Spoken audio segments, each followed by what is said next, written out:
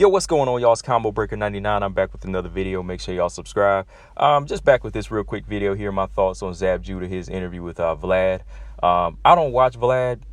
I used to watch him maybe like 4 or 5 years ago just to, check out these people that were interviewed by him. But throughout the years, it just got kind of stale as far as like what he was kind of bringing to the table. He was kind of like asking these deep questions. It's almost like he was getting people to snitch on themselves. But I can't give him the full blame. I got to give the people being interviewed just as much blame, because if they want to be stupid enough to go on here and tell on themselves or tell on their people, and then after that they get caught up in some charges, that's on them. They want to do it for a check, fine. I don't know why a lot of these entertainers, they confine in him and feel like they need to feel like they're in some type of confession booth with Vlad. Like, they come off rude to other people whenever they do interviews, but for some reason for him, they're really like down on their knees trying to tell themselves, trying to really bleed their lives to him for some reason, so that's why I never, really cared to watch him after like 4 or 5 years ago. But my partner, he posted this one up and said, Zab was being interviewed by Vlad, and I just wanted to see what his approach to boxing would be.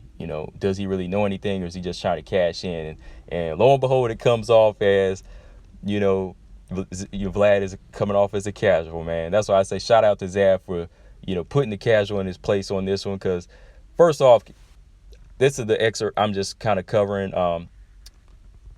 Vlad asked Zab about his favorite fighters. He was like, who's in your top 5? So Zab named Pernell Whitaker, Mike Tyson, Marvin Hagler, Muhammad Ali, and Sugar Ray Robinson. And first thing Vlad said was, oh, no Floyd in there.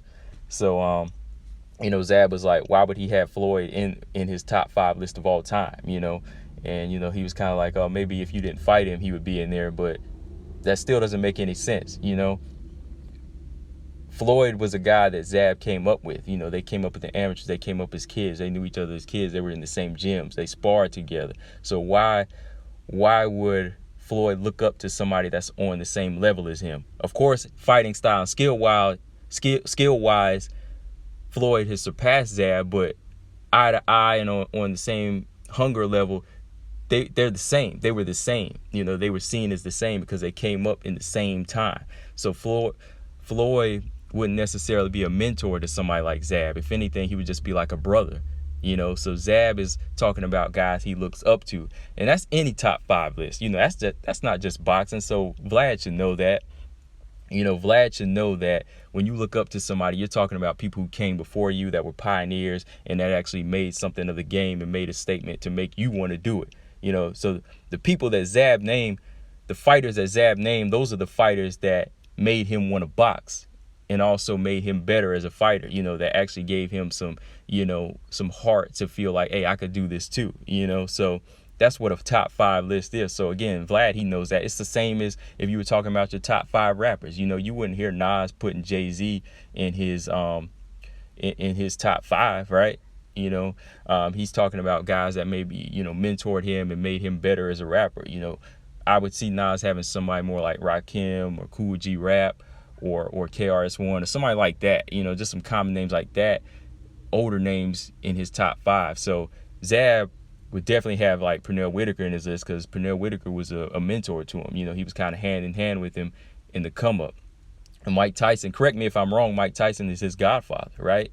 If I'm wrong, let me know in the comment section. But I thought Mike Tyson was Zab Judah's godfather. And, he came up in the 80s whenever Zab was a kid. So Zab was mentored by, this young brother from New York coming up.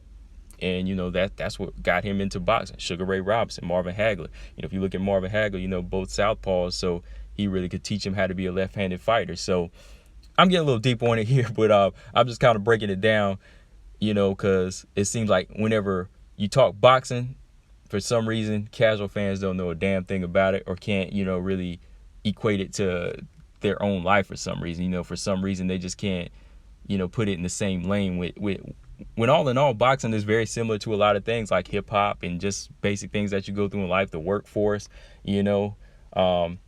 So Zab's top 5 list doesn't differ from, my top 5 role model list in life. Like my mentor wouldn't necessarily be, it wouldn't be like a little somebody I was babysitting or something like that, a little brother, because I'm the guy he looks up to. Now I could be his role model, You know, I could be in his top 5 list of just role models in life. So I just thought that was kind of weird, you know. And then Vlad was like, whenever he said, y'all, maybe if y'all didn't fight, he would be in your top 5 list. Well, no, he still wouldn't be in his top 5 list because, again, that's a guy he shared the ring with and was out to, you know, compete with. So, you know, Floyd would never be in his top 5 list in any shape, form, or fashion as far as, you know, his greatest fighters of all time, you know. So it's just something that, you know, that just kind of I wanted to touch on. I didn't even really watch this whole interview. I just watched a couple of excerpts like this one and the one he talked about Mickey Ward. But other than that, I just had to come with a video with this one because, you know, Vlad's out here trying to tap into the boxing world. You think he's going to tap into it for real, like, but, you know, he's just kind of coming off as like he's trying to start drama because as soon as he brought up Floyd's name in that sentence, it was like he wanted to go off into a tangent. You know, well, hope Zab go off into a tangent and, you know, start breaking some things down about, you know, why he don't like Floyd or something like that. That was the kind of vibe that I kind of got whenever he brought Floyd's name up because Floyd's name shouldn't even came up when you're talking about your top 5 fighters, you know.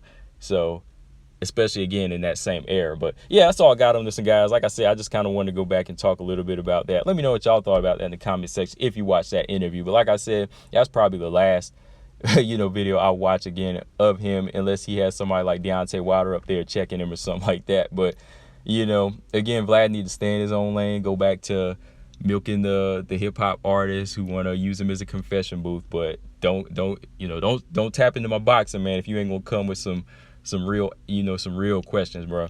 But yeah, that's all I got on some guys. Make sure y'all subscribe. Combo Breaker 99. I'm out. Peace.